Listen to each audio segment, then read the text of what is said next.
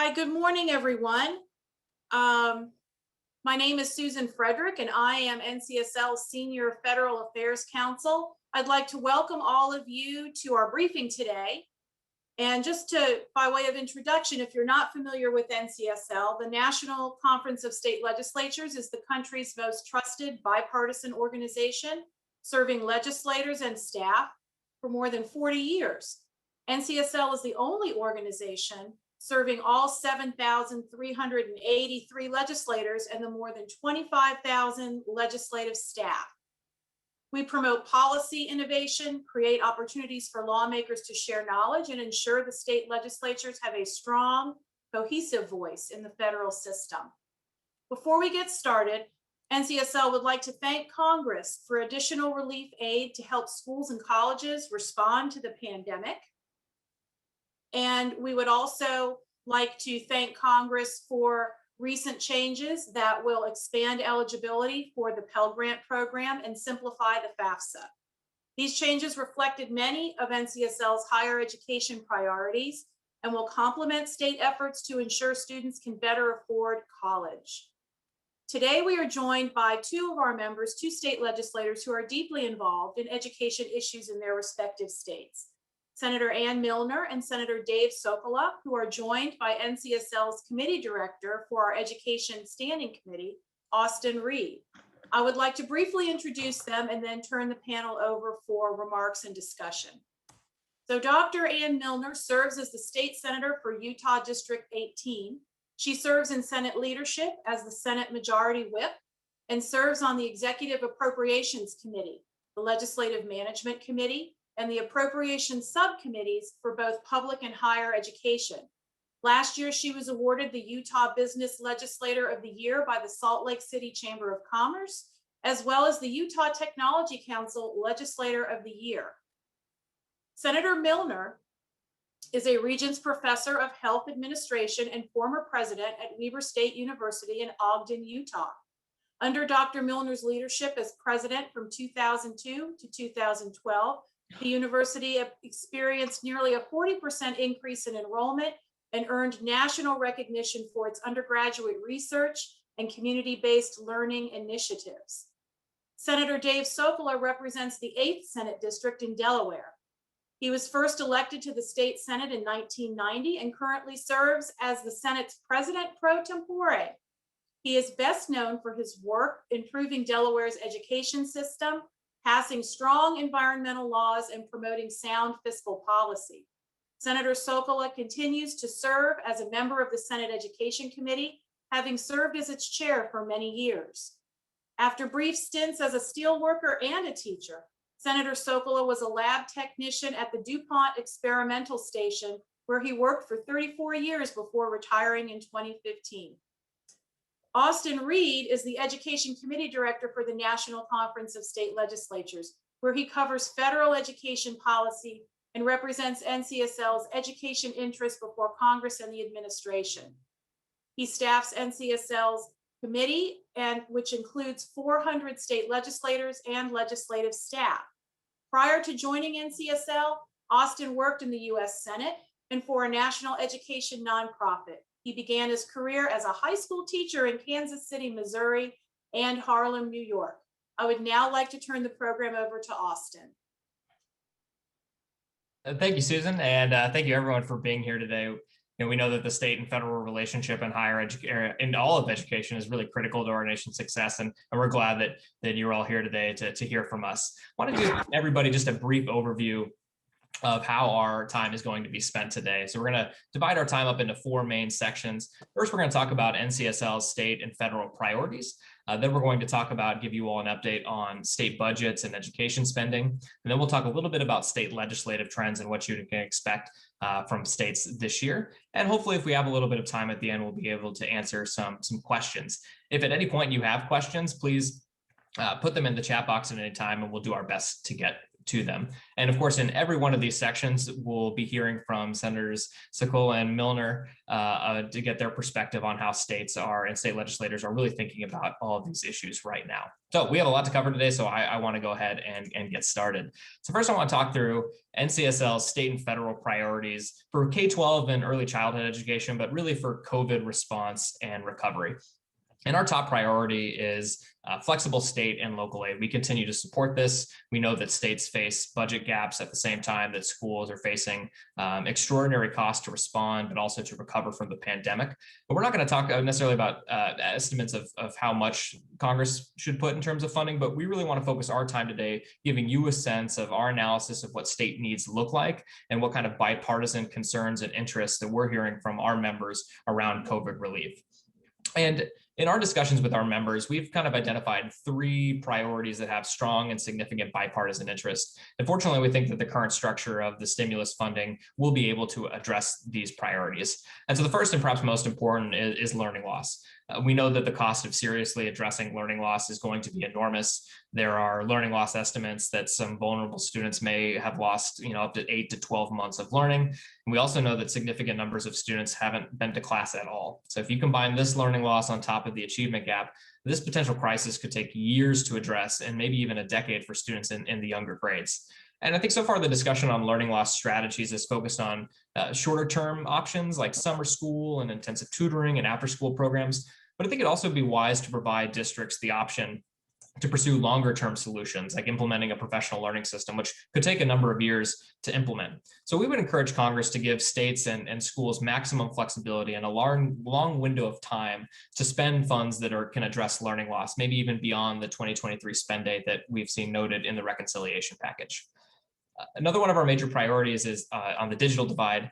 And we know that ESSER funds or potential funding through the E-rate program is good for bridging the digital divide in the short term. And from NCSL's tracking, we've tracked about 39 states have spent at least $1.3 billion from the CARES Act to address the digital divide. But most of these were spent on efforts that are sort of temporary. It could be boosting Wi-Fi signal at schools or buying Wi-Fi hotspots or paying for student service. But only a couple states did we note use their funds to build permanent infrastructure. And I think that's partly because the timeline on those funds was relatively constricted. So we continue to see temporary solutions to bridging the divide as critical, but state legislators would really urge Congress to take steps to permanently end the digital divide by making investments in building out broadband infrastructure. I've heard from both sides of the aisle that the efforts that the federal government should undertake should rival rural electrification efforts in the 1930s.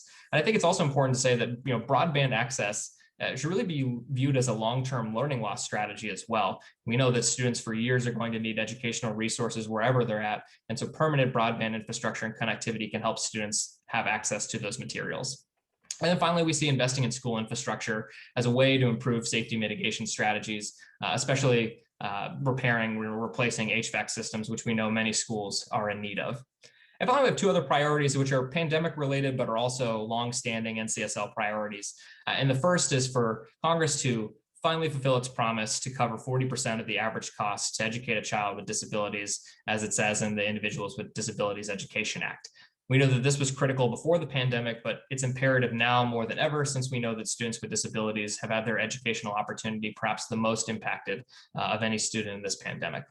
And then finally, in the early childhood space, NCSL continues to view the CCDBG program as the best vehicle for helping states invest in early childhood education. And we're glad to see that that's the preferred vehicle in the reconciliation package. So that's just an overview of our priorities, but I would like to turn to our 2 senators here to give us a sense of how the federal government can best support states in K-12 and early childhood education during the pandemic. And Senator Sokola, I'd like to start with you and hear your thoughts on this. So you mentioned flexibility on your fiscal relief part, and that's one thing that we believe is very important because different areas of the state need different things. There's the digital divide issue is something that we've been working on in Delaware, and we did get some money in CARES Act to put a big dent in that. But some areas that were not formally considered to be broadband deserts still aren't sufficient. When mom and dad are working from home and there's a couple of kids online, there can be a little bit of an overload sometimes and somebody gets kicked off that, it's really important that that we look at that. And the business community, with more people working from home, are also a pretty good partner right now in trying to expand both access and capacity within access areas. So so I think that's very important. Um, the one thing that is overwhelming right now is the need for more vaccines. The teachers want to be vaccinated before they go back all the time. Now we have hybrid and we have full time in Delaware, and we have some that are entirely virtual. So we run the gamut. But the thing that we're hearing both from public and private schools is we want our teachers to be vaccinated, and parents want their kids going to a school where everybody's vaccinated. We're not hearing things like glove and sanitizer and those things within hospitals and long-term care facilities anymore, but we still hear a little bit about that from public education. I guess they were kind of nursing their supplies earlier in the pandemic when they were trying to do things. And there's never been a high level of confidence that the supply chain is going to be sufficient for needs. And so you still have to kind of try to maximize the efficient use of those kinds of things. ESSA testing requirements is another thing that we're asking for relief on. I know a number of states have basically decided on their own, but technically we're supposed to get that approval from the federal government. And I think that the testing mandates ought to be dropped a little bit. And Senator Milner, what can the federal government do to help K-12 and early childhood education in Utah? So, it's interesting because there's a lot of difference in the state of Delaware and the state of Utah. We have a state that probably 90% of our population base is in a very narrow span. That's maybe 120, 150 mile strip along what's called the Wasatch Front. And the rest of the state's pretty rural. And that means that in order for us to be able to serve our students, broadband access is critical. And it means that we've got to be able to get that to rural communities and rural schools. So in the first package, because of the deadline for spending, we didn't feel like we could invest it in, fiber and cable and kinds of things that we couldn't complete the project and really get it done before the spending deadline. So I'd like to encourage you to think about making sure we have long enough timelines that we make an investment in this broadband infrastructure. Much as Austin said, for us, it's like electricity for these communities and rural areas. And if we're not able, and the investment really helps support not only education, but it helps support healthcare with the use of telemedicine. And that's not just telemedicine to talk to a primary care. In some cases, it's telemedicine where there's a critical care cardiologist in Salt Lake that can really support a physician in a hospital in one of our rural communities and help keep somebody there and keep their care there in a way that really makes sense, as well as supporting our business community and remote learning. The opportunity in this for us is as we rethink education and the access to education over broadband structure, we also can enable remote working for rural communities and really help the rural economic development. So that for me is really a significant need that we have to have an investment in that broadband infrastructure. I really appreciate all you've done around helping us support learning loss. It's certainly, I think, for all of us, our worry is what we're doing to this generation of kids, and particularly thinking about it with respect to early childhood. So investments that are longer term for early childhood, thinking about from pre-K up through third grade, so we can help our kids catch up. We know that whatever happens, in many ways, third grade is a really pivotal time for them to be at grade level in math and reading, and it's probably going to determine their long-term success in school. So really thinking about how we maximize investments in that area, I think is critical. And then the third element I would ask for is, I'm not just focused on thinking about assessment and accountability for this year or for next year, but the pandemic, the silver lining of the pandemic is that we've been trying and experimenting with lots of different modes of delivery of learning. And I think that opens up the opportunity to do more personalized learning over time with our students. And what that really means for us is, I think we've built our assessment and accountability system around a lockstep grade structure.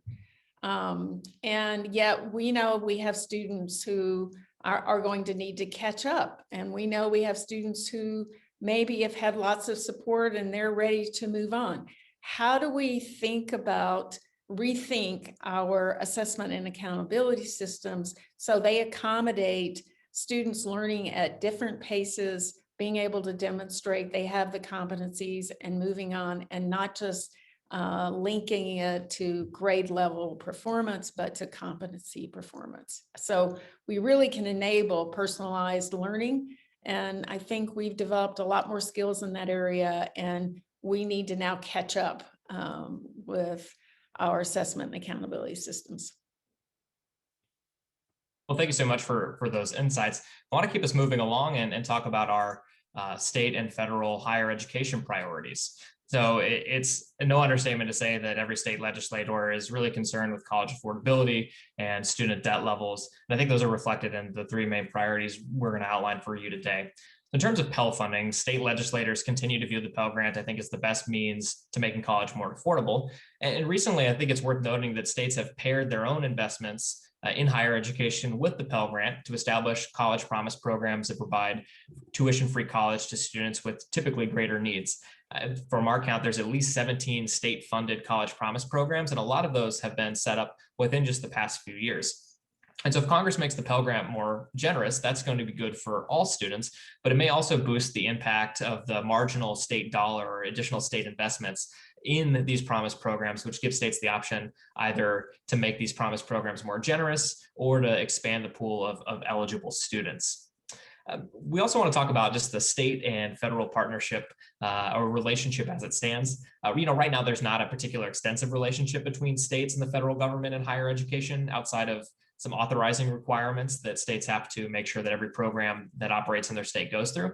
And the federal relationship is mostly between itself and students, and occasionally itself and some of the institutions of higher education. However, we know that Congress is considering many proposals for free college that would potentially change the relationship between states and the federal government rather dramatically by increasing or by tying increased federal spending on higher education to state spending on higher education. And so this would represent a pretty a reconfiguring of that state and federal relationship. And we would welcome a discussion around what this state and federal relationship could look like in the 21st century. But want to remind Congress that legislatures are primarily responsible for upholding any new commitments in this relationship. So from our perspective, it's imperative that a consensus between the federal government and states be reached before this relationship is altered in any way. We know that the main motivation for changing this relationship is for college affordability. And we would suggest that if Congress is considering any new efforts for free college, that it have a foundational goal of including all 50 states so that every student can benefit from affordable colleges and universities. And we'd also recognize that, ask Congress to recognize the fiscal realities that states are facing in higher education. We know that across states that when states have good tax revenue, they invest that into higher education. But we know that recessions really limit states' ability to continue to invest in higher education. And over this century, just this last 25 years alone, states have dealt with 3 recessions, which have really hurt their ability to continue to robustly fund higher education. We do know that states are trying to work within this reality and I think have gotten smarter in the way that they work in times of austerity. They're trying to get better at targeting their investments in higher education towards students with the greatest needs. That's why we've seen an upward trend in state financial aid programs, as well as the emergence of these college programs. So we're going to discuss this a little bit later, but states are really leading the way in higher education and really thinking innovatively about solutions to student debt debt and college affordability. And we would welcome the opportunity to raise those with you in discussions about what the state-federal relationship in higher education should look like. And then finally, I just want to talk about student loans real quick. This is along the lines of that innovation we're seeing from states. We've seen a real uptake in state legislation on student loan oversight and forgiveness. And I think that's been in part due to concerns that the federal loan program apparatus hasn't always been responsive to borrower needs. And so some states have stepped in to fill the gaps in consumer protection. So first, we'd ask Congress to make sure that the student loan programs are really borrower friendly and work to serve all students. But we'd also ask that if Congress is considering improving standards for things like loan servicing, that they complement state efforts that are out there and maybe even use state exemplars as a baseline for these proposals. Want to hear from both of our senators on the state-federal relationship in higher education, as well as how the federal government could be responsive to state needs during the pandemic. Senator Milner, I'd like to start with you. You are a former college president. Give us your perspective on higher education in the states and the federal government. So what I would encourage fundamentally is to allow our states flexibility. The reality is we have to be able to respond to a variety of different needs in our communities, and the states are different. And I've lived in several states across the country, and I think how we approach both identifying the particular issues in our own states is important, but then how we make sure that we have solutions that really work for our state. So I do want to emphasize what Austin said. This needs to be a partnership. I will tell you something that I am particularly concerned about. WICHE, which is one of the Western Cooperative for Higher Education, recently did a study and looked at what's happening with enrollment, and particularly in our community colleges. Enrollment dropped significantly. Now, the interesting part is that normally during when kind of an economic cycle that goes down, enrollment is counter-cyclical to that, because what students, if they can't get jobs, they don't have opportunities out there, what they do is say, we need to reskill, we need to go back, we need to get skills that make us more employable. What happened this time was very different from that. So the combination of this pandemic and also people being out of jobs, we still did not see students returning. So we actually had a decrease in enrollment, particularly in our community colleges, and particularly in our most disadvantaged students. So while there is access for many of them to Pell Grants and some funding sources, I think being able to make sure that this generation of students that is now college age is getting back into school, that they're looking at least certificate programs and associate degree programs that begin to give them the skills they're going to need to be able to get jobs that support their families. I think we have to all pull together on that effort and try to reconnect these students. And I think it's going to be a combination of working with the Pell program, making sure we make that easier for our students to access that program, and working with our technical colleges and our community colleges to help provide them the support to reach out to those students and help reconnect those students back into the institutions. I'm really seriously concerned about reconnecting them. And Senator Zikola, what is your perspective on the state-federal relationship in higher education, or how can the federal government be responsive to states right now? Senator Milner hit most of what my thoughts were, but I want to kind of emphasize a little bit about delays and forgiveness of student loans, because it is especially urgent in certain fields in culinary arts and hotel management and any tourism related area. They've been hit really hard, and there just aren't jobs for a lot of these people when they get out of a community college or a university program. And that area likely will take a little while to come back, but eventually it's going to explode. But right now, these people, they've got these loans, they've piled up, and they really have very little way of taking care of them.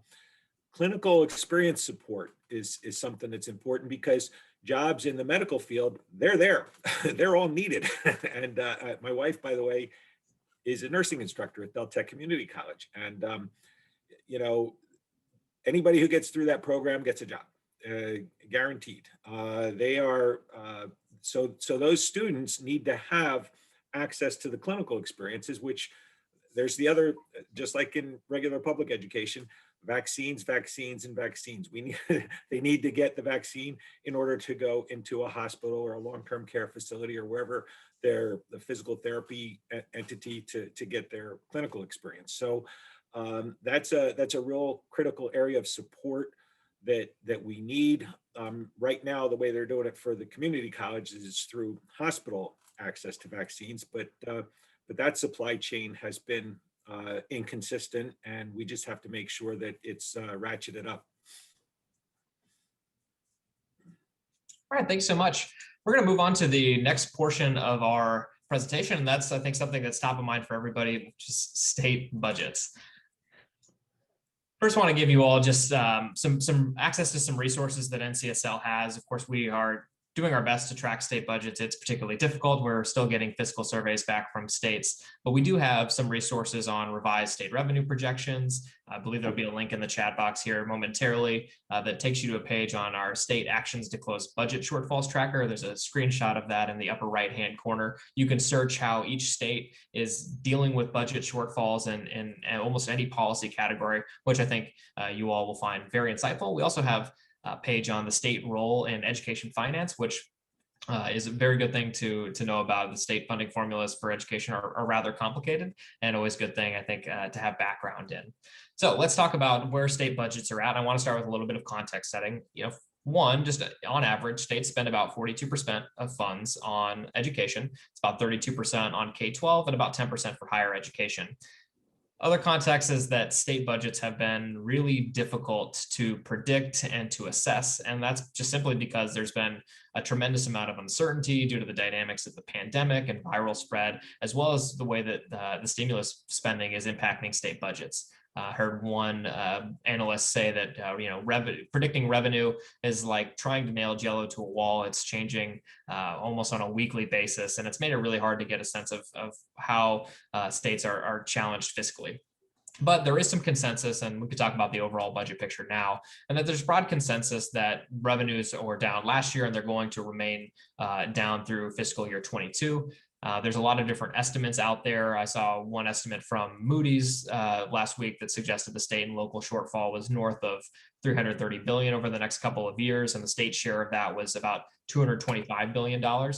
And we know that there's kind of two factors in revenue in the sort of state shortfall, and one is loss of tax revenue, and the other is increased costs that states might be dealing with. So on the loss of revenue side, this is where there's a fair amount of differentiation among states. So overall, state budgets are down nationally, but some states are doing much worse than others. And that's because, we've seen some states with progressive income tax structures do relatively better, do relatively well compared to states that have either a less wealthy income tax base or no income tax at all. We also know that states that rely on sales tax revenue from tourism or are really reliant on energy revenue are dealing with this pandemic and their budgets relatively worse. There is some slight good news in all of this, in that the apocalyptic projections from the spring and even late summer have not come to pass. And that's largely a product of federal stimulus programs, which have helped prop up state tax revenues as well as income tax. Of course, the other factor in the shortfalls is increased costs, and that's largely driven by Medicaid increases. One estimate from Moody's suggests that Medicaid spending is going to go up at least 21% over the next couple of years. And they also said there's a significant number of people, maybe 3 to 4 million, who are out of work but have not signed up for Medicaid, which will. So that's another, from both ends, the tax side and from the cost side, state budgets are really squeezed right now. So how does that all affect education spending? And so far, I'd say that the picture of this is still emerging, but we're seeing a mixed bag, and it's not looking great, but could be worse. The estimates that we've gotten so far suggest that for fiscal year 20, spending on K-12 was maybe slightly better than it was in fiscal year 19. But of course, that fiscal year had mostly passed by the time the pandemic started. And of course, this isn't true for every state. But the data we're getting in for fiscal year 21 suggests that K-12 education has at least seen a slight decline in funds from fiscal year 20. One estimate from NASBO suggests that states are seeing an $8 billion loss for K-12 education. We're getting some data back that's showing declines for some states. We know some states have been able to hold education funding harmless, but it's a real mixed bag, and the trends are not great. We also see some data that suggests that higher ed spending, as expected, is seeing more cuts than K-12 education. We still haven't gotten a great national picture on that, partly because we've seen a lot of dynamics where governors or legislatures will provisionally cut funds based on revenue projections, but then the revenue might not be as bad, so they take some of those cuts back. So it's a real moving target. But one trend we've noticed is that legislators are very mindful of trying to spare education from across the board cuts. We've seen some states that have cut funds to education if they've had to, less than the other agencies. So overall, it's not a great picture for education spending, but it could be worse, and I think that's largely a product of federal responses. But with that in mind, I do want to talk about some concerns that we're hearing from states and state budget offices on the maintenance of effort provisions in the stimulus bills. So across the three stimulus bills, the two that have been passed and the one that's proposed, there's a potentially 12 different maintenance of effort provisions that states need to be mindful of. And many of these are different from the other ones. And so it's kind of turned into a bit of a maze for states to navigate. And I would characterize the overarching concern that we've heard from states is that they may maintain their same level of education funding throughout the pandemic from fiscal year 20 onward, but in doing so may end up violating multiple maintenance of effort provisions across these three stimulus packages. And that overarching concern is really coming from two specific concerns. And the first is with the SRSA maintenance of effort that was passed in December. And in that maintenance of effort, it's very possible that a state could violate that maintenance of effort for either higher ed or K-12 or both, even if they increase their funding from 2021 levels. And that basically happens if a state has a fiscal year 22 budget that's higher than the prior average. And so states might increase their funding for education, but not do it enough, or they might choose to put all of their gains into K-12 or higher education, but then violate the other maintenance of effort. There's a potential fix for this in the reconciliation package that would at least allow the secretary to waive this maintenance of effort, even if there's not been a precipitous decline in revenue, but that's something that we're hearing from states. The other thing that we're hearing, and this is perhaps of greater concern, is the maintenance of equity provisions in the reconciliation package, which basically say that a state can't disproportionately cut funds to high poverty districts and can't cut any funds to the 20% of districts with the highest populations of low-income students below specific levels. From what we've heard, that states are trying their best to be mindful that any cuts do not have a disproportionate impact on low-income students. But we are hearing that some states have concerns that they might violate multiple maintenance of equity provisions simply by following their statutorily defined funding formula. And the way that works is that most states allocate their school funding by a specific formula that's enrollment based, often takes into account factors like poverty.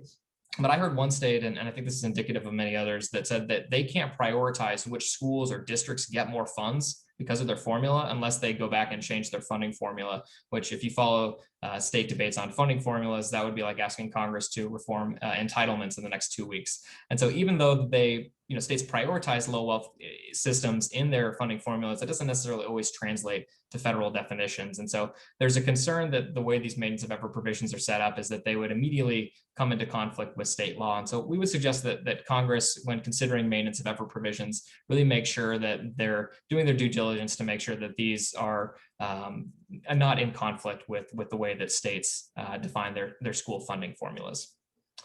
Something else that we thought would be of interest to you all is our stimulus tracking. So NCSL, with support from the National Governors Association, has done some extensive tracking of how states are spending education stimulus funds. We have a tracker for the Governor's Education Relief Fund. We have a tracker for the elementary and secondary school state set-aside portion of the stimulus. And we also have a coronavirus relief fund tracker. And there should be a link in your chat box that takes you to a landing page that has all three of these trackers, plus blogs in which we've done an analysis of how states have spent funds in each of these categories. And you just want to note that as of late fall, nearly every state, at least for CARES, had plans for its set aside and ESSER, its GEAR funds, its CRF funds. But we were hearing from Congress that there were some concerns that states weren't spending stimulus funds fast enough, and that meant that states didn't need more funds. And we just like to point out that spent as a definition means that it's these funds have been drawn down by the Treasury, but it doesn't mean that those funds haven't been budgeted for or in some phase of procurement at the state and local level. So an example of this disparity between spent and budgeted is by the end of November, the Department of Education said that only 10% of gear funds have been spent. But from our tracking, we noted that 90% of gear funds had been budgeted and allocated for, and that plans were in motion to make sure that those funds were spent appropriately. So we asked that Congress focus on how states plan to spend their funds and not how quickly they're spending it. We know that states set a plan with the money that they have for the time frame that they think they have it. And we know that states are trying to weather a very long storm right now. So naturally, they're not going to go spend it all at once. But as long as they clearly have plans in motion to address their needs, we think that's what matters. And that's why we have these tracking resources so that you all can know how states are planning to use these funds. And from all evidence, and we have plenty of sourcing in our database, states are being very diligent and thoughtful with the way that they're spending their stimulus funds. So want to turn to a conversation with Senators Milner and Sokola about state budgets, and particularly how your budgets are doing, as well as some things that Congress might want to keep in mind when addressing state education issues from a budgetary perspective. And Senator Sokola, we'll start with you. Sure, thanks. So I serve on the Financial Advisory Council for the state, which gives the revenue estimates periodically throughout the year. And right now we are way ahead of where we expected to be last April. And the trend does appear that it's going to continue to be pretty good. That can't be said for our local and municipal governments because of the different streams of revenue that they have and how significantly they've been impacted, especially in the tourism part of Delaware in Sussex County. But when it comes to education funding, we have a unit system, and it doesn't matter if you have a money following the kids or money following the units. If you have lost students, where does the money go? And last fall, when this education year started, some students moved from public school to private schools because more of them were open. Some moved from public schools to homeschool or private schools to homeschool. And some students, we basically lost track of where they are. And that, I understand, is going around the country in different ways. And some of those are from the homeless community, and some are from people who did get homeschooled, but were never registered. And most states like Delaware do require that you register formally as a homeschool entity. So, that's an issue that we're still wrestling with a little bit. We're trying to, consider various safe harbor formulas for districts for the fiscal year we're working on right now that starts July 1. I will say, though, that the governor's recommended budget is above where we were for this year. One area that we are really finding a lot of requests for is in the area of mental health. Also developmental screening, especially for our younger students, but the area of mental health is an area that's getting a lot of attention right now, and deservedly so, because students are at home a lot, and there's a lot of stress at home, especially where unemployment and other matters, work transition. Some people are working more, actually, and kids at home, and so there's other challenges as a result of that. So we're looking at a number of issues. And I expect that all of the local entities that are requesting more assistance from the state, we're going to have to come up with some sort of a formula for deciding, because it's something that we can't ignore, or else they're going to be losing out on police or firefighters or other entities that are dealt with at the local paramedics that are substantially or partially covered by local state funds. And they'll need more of them for this coming year. And Senator Miller, same question to you. So in Utah, we're a very conservative state. And as we were in session a month or so after we started closing down business, because we knew that we were going to see a loss in revenue.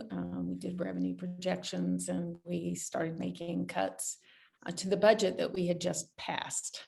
So that meant, but at the same time, we were trying to balance public health with economic health and really work to try to provide the right balance there, so that by the 1st of May, we were beginning to very carefully and cautiously provide safe and healthy ways to open up some businesses, et cetera, and allow our economy to continue to function. That combined with the stimulus package helped us actually get through this. And this year, we found that our revenues did not drop as precipitously as we had expected they might, and as we realigned our budget for. And as we made those budget cuts, we worked to maintain some funding for public education. So while we did not give them all the increases in public ed that we had planned for in our original budget, we did give them some funding increase for this past year. And where we are this year looks like we're going to be able to kind of meet our normal kind of growth and what we call weighted pupil unit increases to be able to support schools. And that's been a priority for this state. So families are very important in Utah. Education is important, and that's been the #1 budget priority. So while there have been cuts in higher education and many other areas in the state, we have worked to maintain our funding for public education and even grow that funding for next year.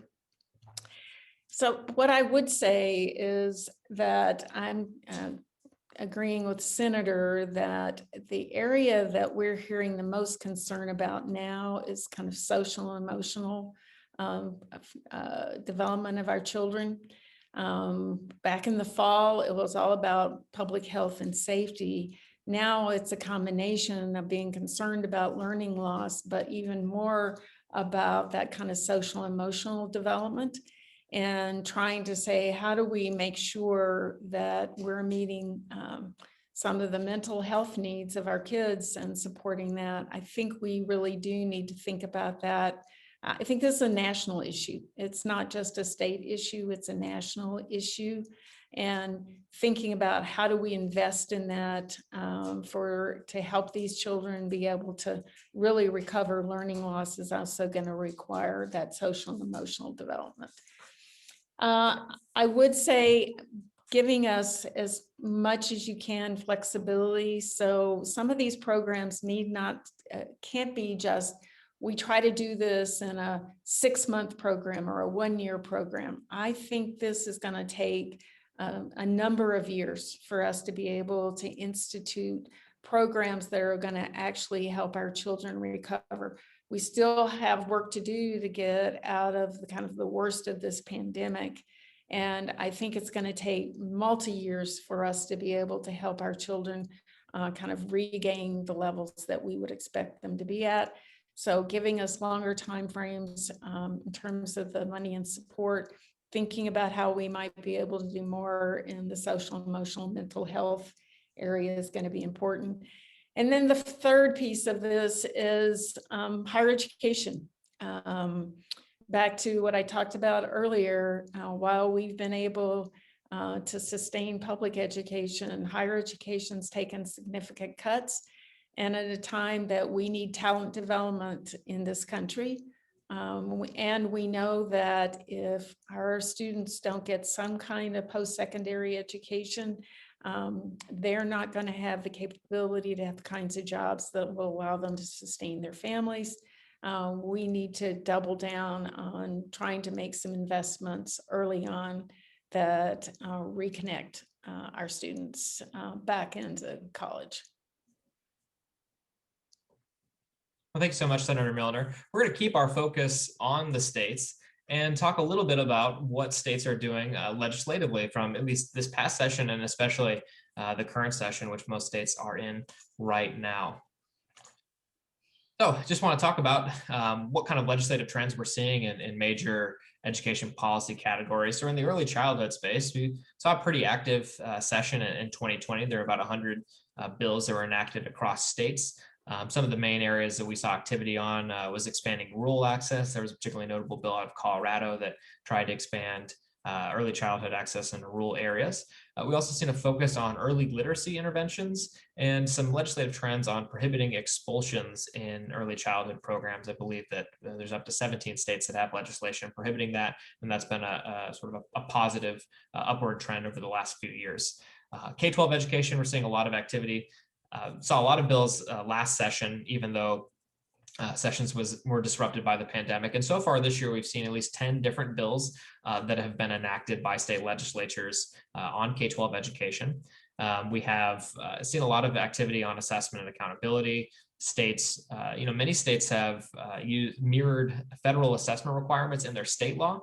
So they're really grappling with how, from the state perspective, but also from the federal perspective, they want to potentially alter their accountability systems this year, or even waive assessment requirements. We've seen some states that have waived some of their state-only tests, or have made sure that teacher evaluations aren't incorporated into some of their accountability systems. So we've seen a lot of activity on that front, but I think we're going to see even more activity on that over the next couple of weeks. We've seen a real flurry of bills on assessment and accountability over the last couple of weeks, and I think that issue is really going to come to a fine point here in the next couple of weeks. Saw a lot of activity from states on school calendar issues. Some states have mandated 180-day school calendars, which is not feasible when schools are in varying states of operation.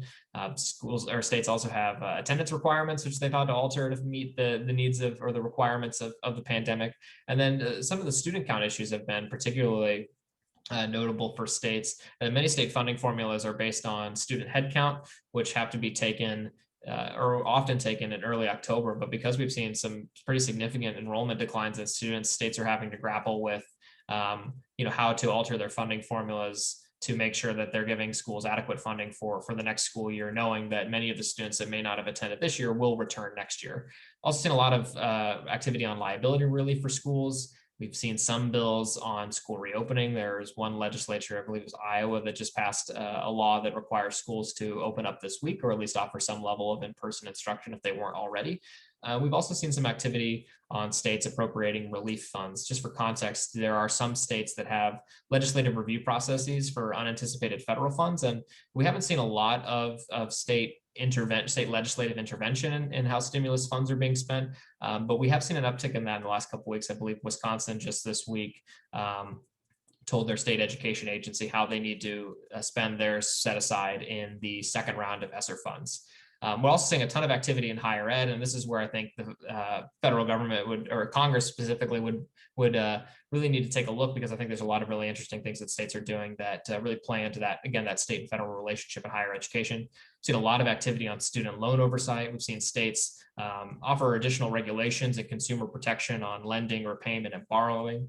We've seen states and add in student ombudsman to oversee loan servicing to make sure that student borrowers are being well served by their repayment requirements. We've also seen a fair amount of activity in enrollment and admissions from the state level, things like making admissions tests optional or prioritizing enrollment for in-state students. Again, we mentioned this earlier, a lot of activity on affordability and financial aid.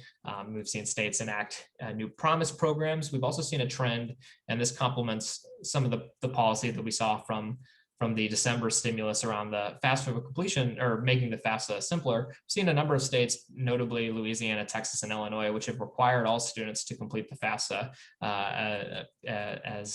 before they go off to college. We've also seen states pay attention to non-tuition costs as well. Again, legislators, especially at the state, view affordability as a very holistic thing to evaluate. And so looking at, how much course materials and textbooks cost has been something we've seen. We've also seen states really paying attention to campus hunger, childcare, and housing issues, because we know that affordability isn't just tuition, it's not just fees, it's the whole expenses that any student needs to make sure that they are living well and in a position to really make the most of their education. So that's just a national overview of trends, but I'd like to hear from our senators on what they're seeing in their legislative session and what major accomplishments their legislatures have passed over the last 3 or 4 years in education. So Senator Milner, let's start with you. 3 or 4 years. Okay, that's a long time frame. Pre-COVID. Do we even think like that, Austin? For purposes of this, yes, brag. Okay, so first of all, many of the things that you have on this list, I mean, I think most of our states have had to kind of address the realities of the moment and have had to, develop alternatives for many of the funding formulas that we've had in place, just everything that was required in order to keep us moving during the pandemic. What I'd really like to talk on is some of the things I think we're trying to do right now that are a little bit more future focused. It's been interesting while we're trying to take care of the situation that we have right now. We also are trying to think a little bit longer term. So we have been working in our state, spent a lot of time over this last year on really studying our current funding formula, which has been in place and hasn't been studied for like 30 years in the state of Utah. And things have changed. This is a very different state than it was 30 years ago. And so looking at how we make sure we have a significant portion of it's funded through income tax, and that's kind of an equitable distribution across all of our districts, but then part of it comes from property tax.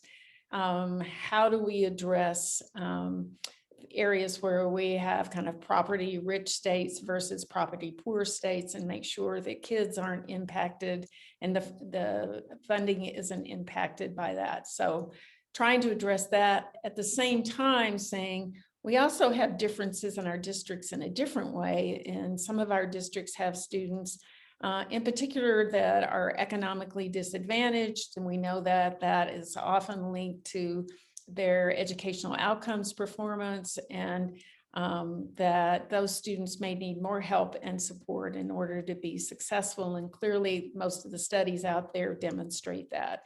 So we're really trying to take a holistic look at our whole funding formula and approach, and going to take a small step this year, but with a lot more analysis this next year, with an intent of really trying to put in some fundamental principles that we think will be important over the decades to come.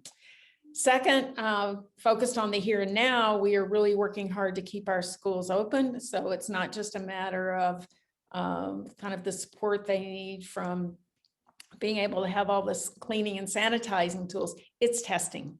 And the capability to be able to do that testing. It's vaccines for teachers. We prioritized vaccines for teachers. And I think we're pretty close in this state to every teacher who wants a vaccine has been able to get their first vaccine. We've not gotten to the second, but we are well on our way to do that.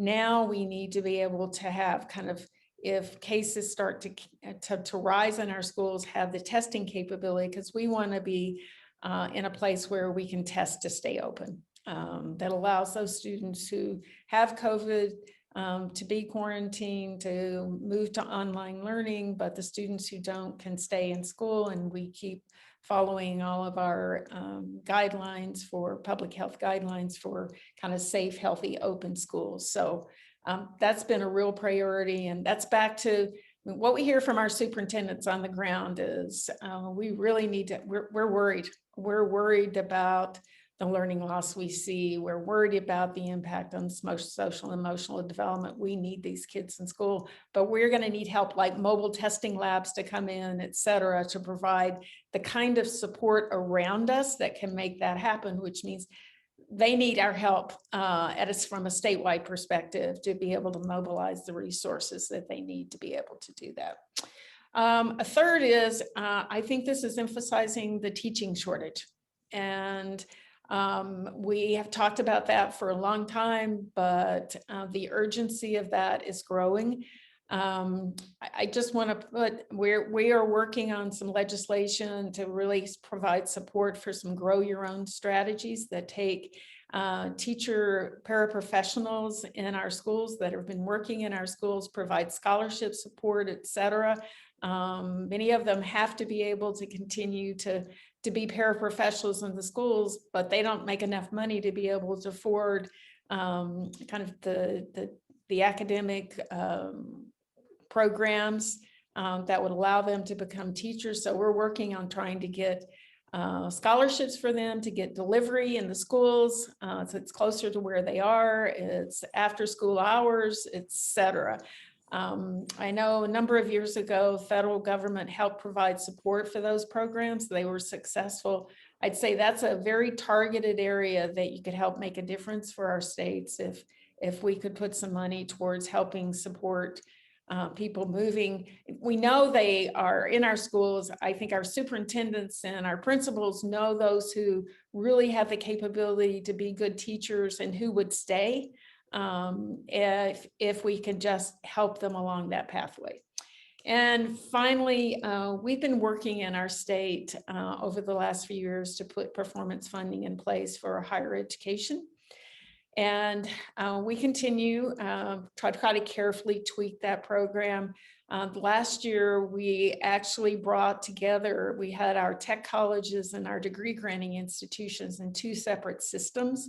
We now have them all together under the umbrella of one system. So we are more able to build seamless pathways for our students across our institutions, and to be able to help people know that there are clear pathways for stopping out, but also coming back in, not having to start over, and being able to build on those credentials, to be able to allow them to do both college and career. And I think that's, we really do need to think about college and career.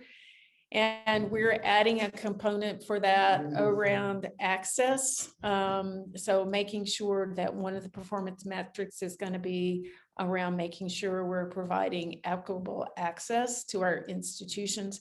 I think COVID has certainly kind of driven the focus that we have on that component. So thinking about access at that end and then completions at the other end, extremely important, and something that we believe is will allow us to make sure our institutions are focused on helping our students not only come to the institution, but to complete and be able to succeed. Thank you, Senator Milner. Senator Sokola, we're coming up on the top of the hour, but can you give us, what's top of mind for you as a legislator this session? Sure. The 800-pound gorilla in Delaware is an equity and adequacy lawsuit that was filed a couple of years ago. And incidentally, I had recognized it wasn't between school districts, it was within school districts. So it was really kind of disturbing to see some trends. I actually had some people from NCSL and ECS take a look at our system. They agreed with me, but it took a lawsuit to get action. The governor has a settlement that has been agreed to. Now the legislature has to just fund it. And the good news is I put 2 of the people on Joint Finance who are also on the Education Committee. And there's also one from the House who basically has her hair on fire right now. She wants to make sure this goes through and goes through a little bit further than what the settlement requires. We have a unit system that did not previously account for poverty, language learners, or adequately for special ed in K to 3.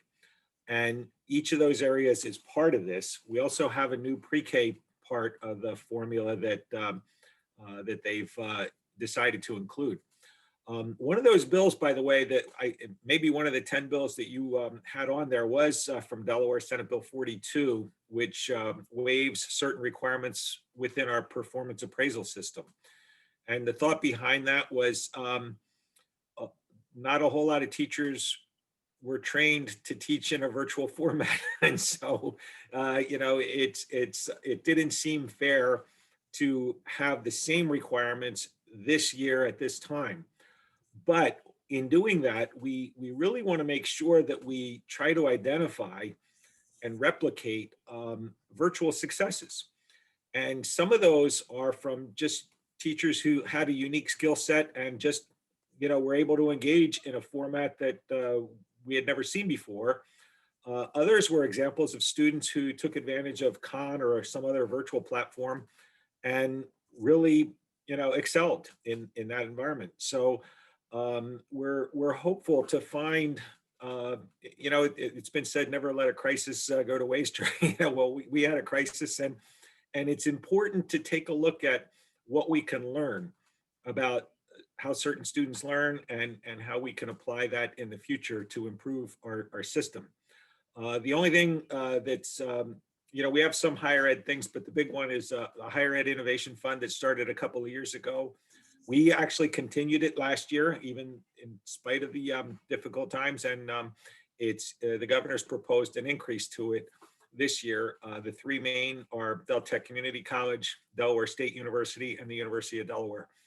And we hope to be able to show some successes in that funding in the very near future.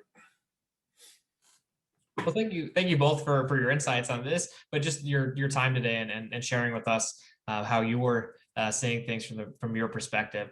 We thank you all. I know we've come upon our time today. Thank you for everyone in the audience for joining us. We did get one question in the chat, which I can quickly answer, which is how much has Congress spent on K-12 education from the stimulus? I believe that's about $67 billion. However, if you have any questions that you didn't write in the chat box that you'd like to get to, I believe my email was listed on all of the registration emails that you got. So feel free to reach out to me at any point if I can answer any questions about any of the stimulus analysis we're doing or any questions you have about the perspective of state legislatures. So thank you all for being here today. We really appreciate your time and hope that this was the start of a conversation to continue to maintain a strong relationship between the states and the federal government. So with that, I hope you have a great day and a great weekend.